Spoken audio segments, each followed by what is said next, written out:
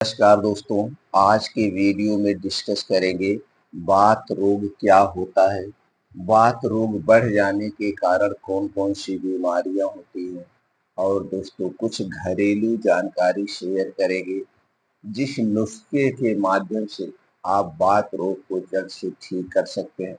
मित्रों, हमारा आयुर्वेद हमेशा यही कहता है, बीमारी होने से पहले हमें सतर्क रहना चाहिए, वो बीमारियां ही नहीं होने देना चाहिए। और अगर आयुर्वेद के नियमों का हम सही तरीके से पालन करते हैं तो दोस्तों हम पूरी जिंदगी स्वस्थ और निरोग रह सकते हैं। पूरी जिंदगी हम बिना दवा के जी सकते हैं। तो आज के वीडियो में हम जानते हैं वात रोग क्या होता है। उसके बाद जानेंगे दोस्तों वात रोग के लक्षण क्या हैं और हमें वात रोग ना हो कब से सावधानी बरतनी चाहिए।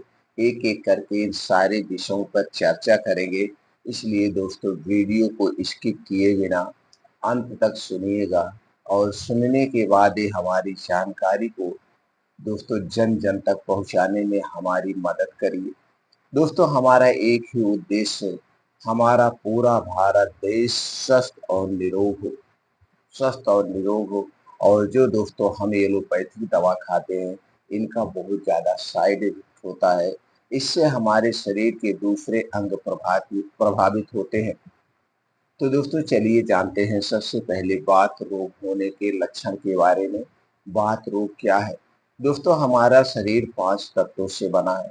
जब हमारे शरीर में किसी भी पोषक तत्व की कमी होती है, तो उस कमी के कारण हमारे शरीर में उससे संबंधित बीमारियां होती है।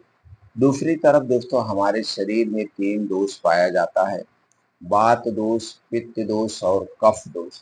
तो आज हम बात करने वाले हैं वात दोष के बारे में। दोस्तों वात दोष अगर हमारे शरीर का बढ़ता है तो 50 से 60% बीमारी होती है। और शरीर में जब पित्त दोष बढ़ता है तो 25 से 30% बीमारी होती है। और शरीर में दोस्तों जब कफ दोष बढ़ जाता है तो 5 से 10% बीमारियां होती हैं। यानी कि हमारा शरीर 100% इसके कारण बीमार होता है। और 5 से 10% जो हमारा शरीर बीमार होता है, वो दोस्तों हम अगर प्रकृति के हिसाब से नहीं चलते हैं या प्रकृति के अपोजिट चलते हैं, जैसे अपना खान पान हुआ या रहन सहन हुआ या दिनचर्या हुई, ऋतचर्या हुई, इसका भी दोस्तों हमारे स्वास्थ्य पर बहुत बड़ा फर्क पड़ता है। तो आज हम बात करेंगे वात रोग बढ़ने की। दोस्तों हमें इतना ध्यान देना चाहिए कि जो शरीर में वात रोग है बढ़ने ना पाए।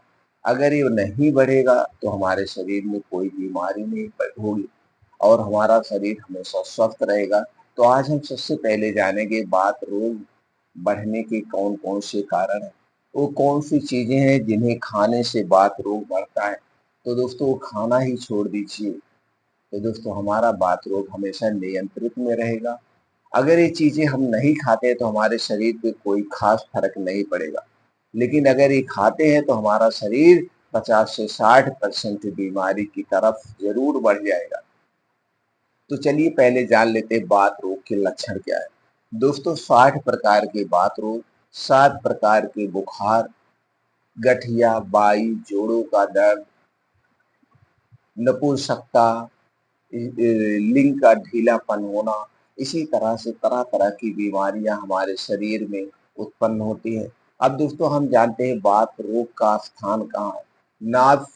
नाभि से नीचे पैर तक का जो स्थान होता है वो वात रोग का स्थान होता है। और दोस्तों वात रोग सबसे ज्यादा हमारे शरीर में बढ़ता है जब हम वृद्धावस्था में प्रवेश करते हैं। जब हम वृद्धावस्था में प्रवेश करते हैं तो हमारे शरीर का वात रोग बढ़ जाता है। बढ़ता तो शुरू होता है जब आप उल्टा सीधा खाते तभी से हो जाता है, लेकिन ये 60 साल के बाद असर ज्यादा कर देता है।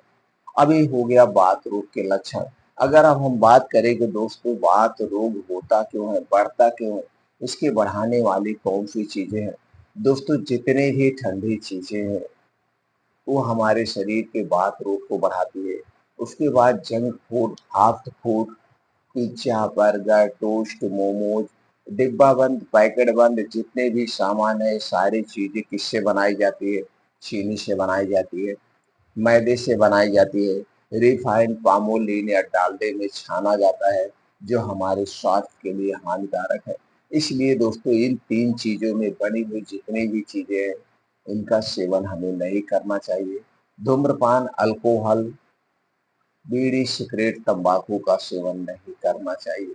ये सारी चीज़ें हमारे शरीर के वात, पित्त, कफ तीनों को बढ़ाती है। ये दोस्तों हमारे शरीर के वात, पित्त तीनों दोस्त को बढ़ाती है। इसलिए दोस्तों इन सारी चीज़ों को हमें नहीं खाना चाहिए। तो फिर खाना क्या चाहिए? ये भी जानने की ज़रूरत है। जी हाँ दोस्तों, आप अपने घर की बनी हुई सारी चीज़ें खा सकते हैं। समोसा खाना है तो आटे में बनाइए, सरसों के तेल में छानिए, खा सकते हैं। मोमोज खाना है तो आटे में बनाइए और घर पे इसे उबालिए, वही आप इसको पका के खा सकते हैं, कोई दिक्कत नहीं है। आप सरसों का तेल खाना चाहते हैं, मूँगफली का तेल खाना चाहते हैं, आप जो भी तेल खाना चाहते हैं, उसका बीज खरीद के लाइए और जा कर के चक्की पे उसका तेल निकलवाइए, उस तेल का प्रयोग करिए। ये हमारे स्वास्थ्य के लिए लाभदायक, इससे कोई नुकसान नहीं पहुँचता है। लेकिन हम मार्केट की जितनी भी चीज़ें हैं, वो स्वास्थ्य के लिए हानिकारक है। इसके अलावा दोस्तों हमें अरे डेली रूटीन में हमारे डाइट में हरी साग-सब्जियाँ होनी चाहिए, वो भी मौसम के हिसाब से। हमें 1 से 2 फल ज़रूर खाने चाहिए, वो भी मौसम के हिसाब से। स्टोर किया हुआ फल नहीं खाना चाहिए। कुछ बीन्स होते हैं, उन्हें अंकुरित करके आप खा सकते हैं या रात को पानी में भिगोकर सुबह खा सकते हैं। कुछ ड्राई फ्रूट्स होते हैं दोस्तों, उन्हें रात में भिगोइए, सुबह खाइए। ड्राई फ्रूट और बीन्स पर हमने दोस्तों बहुत सारी वीडियो अपलोड की है, आप देख सकते हैं। दोस्तों डेयरी प्रोडक्ट भी आप ले सकते हैं, लेकिन वो अपने घर का, बाहर की कंपनी वाला या पैकेट वाला डेयरी प्रोडक्ट खाने से कोई फ़ायदा नहीं है, वो हमारे स्वास्थ्य के लिए हानिकारक है। मोटे अनाज का सेवन करिए, मिक्स दालों का सेवन करिए, ये सारी चीज़ें अपने डाइट में आप शामिल करते हैं, तो वात दोष नियंत्रित में रहता है, वात दोष नहीं बढ़ता है। दूसरी तरफ दोस्तों अपने शरीर की एक्टिविटी बढ़ाने के लिए हमें डेली रूटीन में योगा, प्राणायाम, मेडिटेशन, साइकिलिंग, तैराकी जैसे कुछ न कुछ एक्टिविटी वाले कार्य करने चाहिए और इसके लिए दिन भर में सबसे बेस्ट जो समय होता है, वो होता है सुबह का समय। दोस्तों ये सुबह का समय आप 4 बजे उठने की आदत डालिए, 5 बजे उठने की आदत डालिए और 5 से 7 2 घंटे का समय अपने लिए निकालिए। इसी 2 घंटे में योगा, प्राणायाम, मेडिटेशन सब कुछ करिए, एकदम एक्टिविटी के साथ और इसके अलावा दोस्तों कुछ दिनचर्या है, उसका ज़रूर पालन करिए। आप अपने खाने में एक छोटा-सा बदलाव कर लीजिए और यही बदलाव करके आप अपने शरीर की 50% लाइफ़स्टाइल बीमारी को आप ठीक कर सकते हैं और ये जो गठिया, बाई, बताश है, ये लाइफ़स्टाइल बीमारी है। इसे भी आप कंट्रोल में कर सकते हैं। वह बदलाव क्या है दोस्तों, रात का खाना सूर्य डूबने के पहले खाने की आदत डाल लीजिए, सूर्य डूबने के पहले। जैसे सूर्य कितने बजे डूबता है? 6 बजे, गर्मी में 7 बजे, ठंडी में 5 साढ़े 5 बजे, तो उसके 1 घंटे पहले आपको खाना खा लेना है और यह खाना जो होगा एकदम हल्का सुपाच्य खाना होगा। रात के खाने में तली भुनी चीज़ें नहीं होगी, गरिष्ठ भोजन नहीं होगा, पनीर नहीं होगा, एकदम हल्का सुपाच्य खाना होना चाहिए और आधा पेट खाना खाना चाहिए। जब आप ऐसा खाना खाते हैं तो दोस्तों ये 3 से 4 घंटे में आराम से पच जाएगा। अब मान लीजिए आपने गर्मी में 6 बजे खाना खाया, अब यह खाना 9 से 10 बजे के बीच पच जाएगा। अब जब आप आराम से सोने जाएँगे तो तन, मन, धन से सोएँगे और दूसरा इसका क्या फ़ायदा मिलेगा? 16 घंटे का उपवास होगा। कैसे? अब आज इस टाइम आपने 6 बजे खाना खाया है, अगले दिन 10 से 11 बजे आप खाना खाएँगे, तो यहाँ पे 16 घंटे का उपवास हो गया। और हमारा शरीर जब उपवास की कंडीशन में होता है, तो दोस्तों उसका टेम्परेचर 2 से 3 डिग्री सेल्सियस कम हो जाता है। एक तो ये फ़ायदा होता है और जब शरीर का टेम्परेचर कम होता है, तो दोस्तों हमारा शरीर अपनी बीमारी को खुद ठीक करने लगता है, अपनी बीमारी को खुद खा लेता है। दूसरी तरफ दूसरा क्या फ़ायदा है? दोस्तों जब हमारा शरीर उपवास की कंडीशन में होता है, तो अंदर के आर्गन रेस्ट की मुद्रा में होते हैं। ये अपनी साफ-सफाई का काम करते हैं और हमारे शरीर का यहीं से पुनर्जन्म होता है।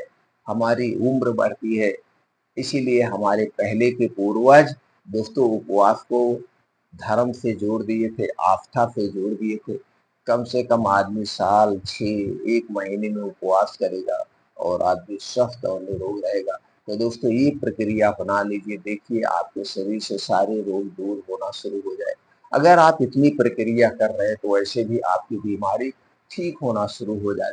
अब दोस्तों जब आप इतना दिन से जो कुछ खाए हैं, कचरे साफ किए हैं, इसे आपको साफ करना पड़ेगा। इसे साफ करने के लिए आपको अपने आंतों की, लीवर की साफ-सफाई करना पड़ेगा। इतने दिन से जो आप इस कचरे को जमा किए हुए हैं, इसके लिए सबसे बेस्ट तरीका है आपको पानी का एनेमा।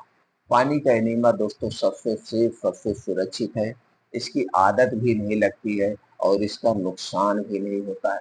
इसके लिए आपको क्या करना है दोस्तों, पानी एनेमा सेट आता है, मार्केट से आप ले सकते हैं।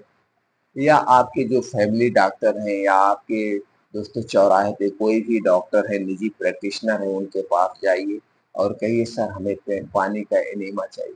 लगातार 21 दिन तक पानी का एनेमा लीजिए और इसका कोई नुकसान नहीं, ये सारी आंतों की साफ सफाई कर देगा, किडनी की साफ सफाई कर देगा। लेकिन ये पानी का एनीमा कब लेना है, सुबह सुबह पानी का एनीमा लेना है, जिससे सुबह सुबह आपके आंतों की पूरी सफाई हो जाए। तब दोस्तों दिन भर आप स्वस्थ और निरोग रहेंगे।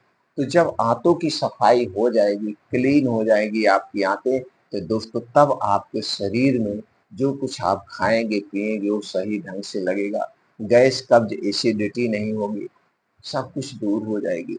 अब दोस्तों चलिए कुछ घरेलू तरीके आपसे शेयर करते हैं और इन तरीकों को जैसे हम बताते हैं सेम तरीके से करना है।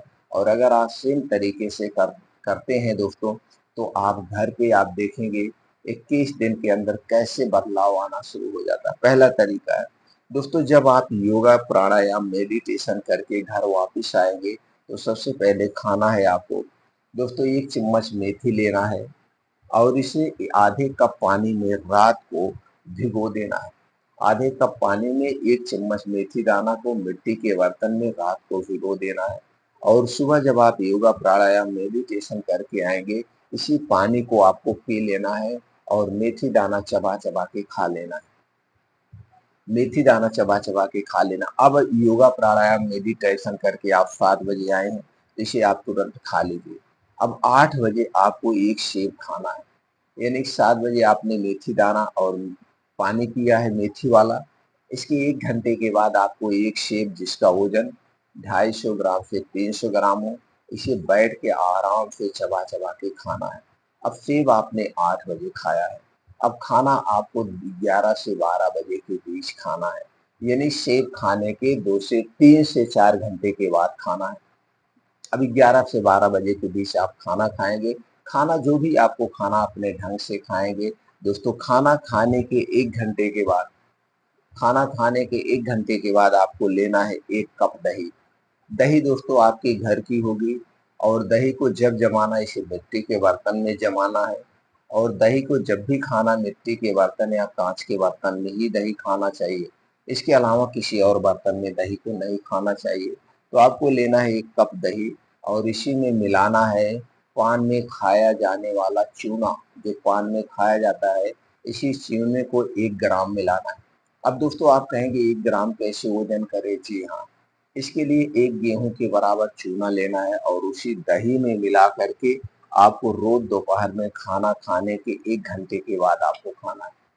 रोज़ दोपहर में खाना खाने के 1 घंटे के बाद दही और चूना लेना है। दही चूना खाने के बाद आपको कुछ नहीं खाना है 1 से डेढ़ घंटे तक। इसे आपको रोज़ करना है। बस इसमें एक सावधानी बरतना है, जिसको कभी पथरी की शिकायत हुई हो या पथरी की शिकायत है, चाहे जहाँ पे भी शरीर में पथरी है, उसे चूना नहीं लेना है, उसे चूना नहीं खाना है। चूने के स्थान पर वो गुड़ का प्रयोग कर सकते हैं, लेकिन उन्हीं के लिए सबसे बेस्ट है चूना और दही। लेकिन जिसको मजबूरी है वो गुड़ ले सकता है, नहीं तो दही और चूना ही लेना है। अब रात में दोस्तों क्या करना है, आपको चाहिए गाय का 1 गिलास दूध। गाय का दूध चाहिए, सबसे बेस्ट ज़रूरी है गाय का दूध और देसी गाय का दूध 1 गिलास चाहिए। अब इस दूध को गैस पे आप चढ़ा दीजिए। आपको इसी में डालना है सौंठ का पाउडर आधा चम्मच। सौंठ का पाउडर आधा चम्मच डाल करके इस दूध दूध को बढ़िया से उबाल दीजिए दूध जब बढ़िया से उबल जाए तो दोस्तों इसे उतार करके दूध जब पीने लायक गुनगुना रहे तभी इसमें आपको मिलाना है अश्वगंधा का पाउडर। अश्वगंधा का पाउडर दोस्तों 1 चम्मच मिला करके इसी दूध को रात में पीना है। खाना खाने के 1 घंटे के बाद, जैसे आपने खाना 6 बजे खाया है तो 7 साढ़े 7 बजे या 8 बजे इस दूध को पीना है। फिर 8 बजे आपने इस दूध को पिया है, फिर 10 बजे जाके आपको सोने जाना है। तो इस दूध को रोज पीना है। दोस्तों ध्यान देना है, जो ये सोंठ का पाउडर होगा, सोंठ साबुत खरीद के लाइए, घर पे पाउडर बनाइएगा, सबसे बेस्ट है। तो दोस्तों ये तरीका अपना करके, और इन तरीकों का कोई नुकसान नहीं है, कोई साइड इफेक्ट नहीं है। तो दोस्तों ये तरीका अपना करके आप अपने बात रोग को ठीक कर सकते हैं।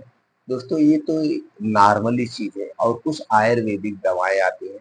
अगर आपको आयुर्वेदिक दवाओं में लेना है और आपका बात रोग बहुत पुराना है, तो दोस्तों आपके नजदीक में जो भी आयुर्वेदिक डॉक्टर हैं, आप उन्हें संपर्क करेंगे तो कुछ आयुर्वेद की दवाएं आती है, उनका भी आप साथ में प्रयोग कर सकते हैं।